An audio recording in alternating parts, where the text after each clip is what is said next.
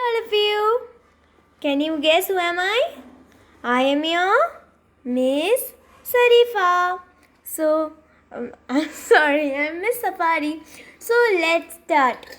Okay, first, and today we will learn the last chapter. And today I will meet you last here. We have been a very nice session for 5 days. But in biology, I'll meet you last over here. I don't know what I'm writing. It's very, very difficult to write over this polished screen. Okay, but still I'll try out. Can you guess? Adaptation. Wow. I'll rub this, okay? Let me rub this. Okay. Next, what will we do? We'll do certain points to understand. Okay. So let's start. Habitat. A habitat is a natural surrounding of a living organism. If you suppose you think about, every organism has their own environment in which they live. We cannot like give environment or take away environment from them. Suppose the fishes that are living in the water, they are very related to water, and when we bring them on land, they die immediately. And habitat means that only. Suppose I am taken into a desert in which there is no water or very little water, I cannot survive in that kind of environment because my habitat is living in the plains. Suppose the ones who are watching this video from the deserts, or they are primarily staying in the desert, they are like they are very habited to that condition. If I bring them to the plain, then they will die. After a few days, they will die. Okay. Now, if I go to a trip to desert, then why don't I die? Many of you must have gone to the trip to desert, and you must have not died. Like, right? You're still living, because that's only for a few days. But if I leave you in the middle of the desert for almost the whole of your life, then you will surely die, because that's not our habitat. Our habitat is in the plain. So the ones who are living in the desert, if I bring them to the plain, they will die. Suppose if I bring a cactus in the plain, will the cactus live? Never. The cactus will die. Okay. Why? Why will the cactus die? Because there would be no transpiration, and a lot of water will cause the roots to fail. So a habitat consists of two main components. Living components called the biotic components. This is number 1.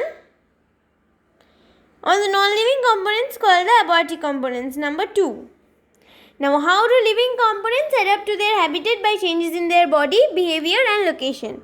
So, every living components have to adapt to their habitat. With time, it goes on.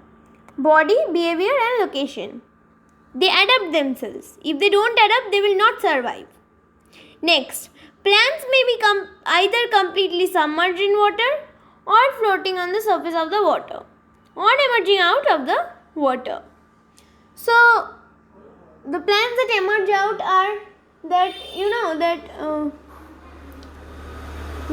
green leafy vegetables, that plants you call in like in Indian languages we call them saak, or etc. we call them in Hindi saak, and that type of things are emerging out of water. And floating in water we have lotus for that, and submerged underwater we have Vallisneria. You will learn about that. Next, floating plants. Plants are large and circular and have a waxy coating. 3 important features, please mark. Large, circular and have a waxy coating. In the submerged plants, another 3 important features: leaves are thin and ribbon-like. In emerged plant, roots are fixed to soil and the stem emerge out of the water. Now, these characteristics you need to learn very, very well. Next, a fish can live in water and used to have a streamlined body because of that. If a fish doesn't have a streamlined body, then he or she cannot live in the water. Next,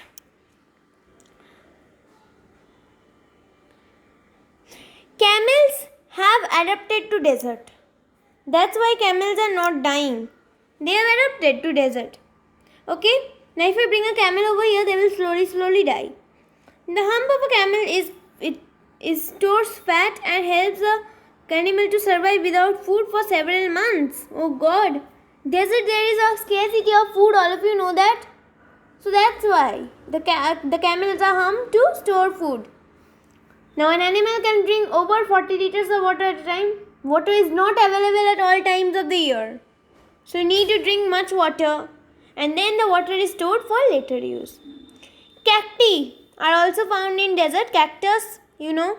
Their leaves are reduced to spines to avoid transpiration, and their stems are green and spongy for photosynthesis. Why? Why to avoid transpiration? So that their body doesn't lose much water and they do not fall scarcity of water. Now we come to the mountain region. Trees found in mountains have normally cone shaped with sloping branches. Why? If the snow falls on the trees, then the snow can be easily dusted off. Mountain goats have several adaptations which enable them to live in the cold mountains. Several adaptations are there. We'll talk about that later. Birds possess a number of features like hollow bones, streamlined body, underline, wings with feathers, etc., which enables them to fly. So for this only birds are having these features which enables them to fly. Aerial plants have roots above the ground. So they are called aerial roots. Very important. This will come. They are often found in the rainforest where there is stiff competition for food and water. So roots are going up for sunlight and going down for water, both. Equatorial rainforests have a lot of they are having a lot of worrying for the for this thing. Like they are having a lot of worrying for water, fruit and sunlight. Okay, next another type only I will teach you, and that is the prop roots. Prop roots, still roots, these are all types of root. Climbing roots and breathing roots are different kinds of aerial roots. Okay, so so we have got to over this. Next, just wait.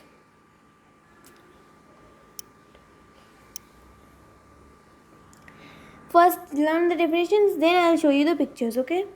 Environment. Everything in the surroundings, life, living affects and affects their growth and development. This is what is environment is going as well. The environment is what? Everything that affects. See, we have the biosphere over here. We have the hydrosphere. We have the wait, just a moment.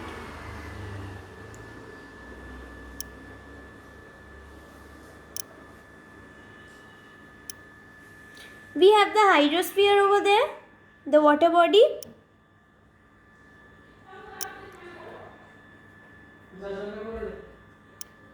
We have the atmosphere over here. See, I wrote it. If you all can see, I wrote it. And we also have the lithosphere over there. Okay. We also have a lithosphere, and inside all this lithosphere, biosphere, a narrow zone is present which is known as the biosphere. In this biosphere is a very narrow zone where we live. Okay. So the environment, everything around us, living beings, affect their growth and development. So environment does this. Habitat, the natural surroundings where organism lives. Adaptation, the presentation of features of certain habits which help the organism to inhabit a particular habitat or environment. This is the meaning of habitat. And stilt roots that arise from the lower nodes of the stem and grow obliquely downwards. Why stilt roots are there? Where there is a lot of rain, the lower nodes of the stem get up to get air. Okay. Next we have yeah. Can you see? I have given you certain pictures for you all to just see. Okay. Just a moment. See the stilt roots, the first picture. The stilt root is the first picture. Wait, just a minute.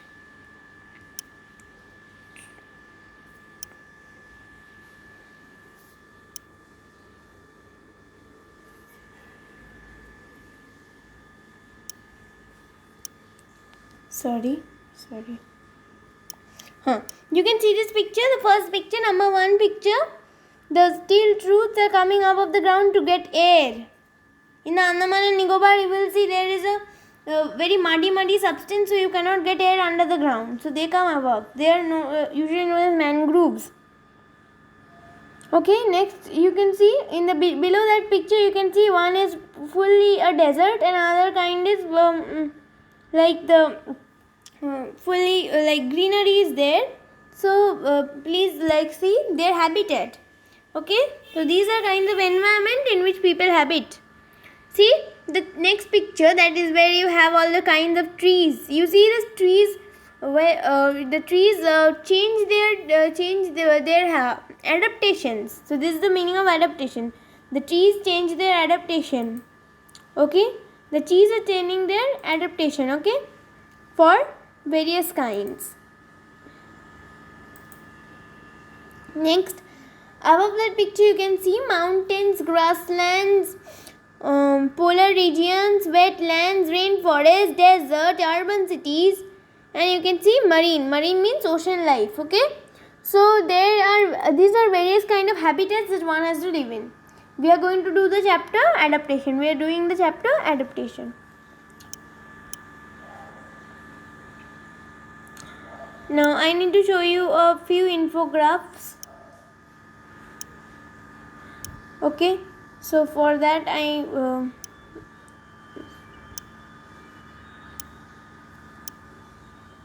see the mountain goat. I told you about the mountain goat. The mountain goat has a soft flexy hooves which help him to balance the rocky slopes and prevent it from slipping.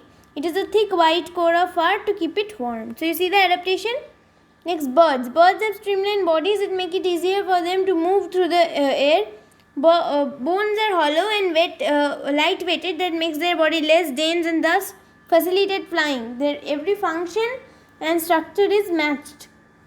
The forelimbs are modified into wings which made of feathers. Flapping of wings provide thrust and lift to air. So you can see all the points have certain functions, one function or the other. See, spines reduce to live due to transpiration. I'll just write down so that you can catch up a screenshot. Okay, so this is for transpiration. Why? This green photosynthesis. Roots are very long to find water. Okay, so have you understood? Next one, we have done already all this. So thank you for watching. And if you like this video, smash the like button. And before liking it, please go thoroughly into the chapter. Thank you so much. Bye.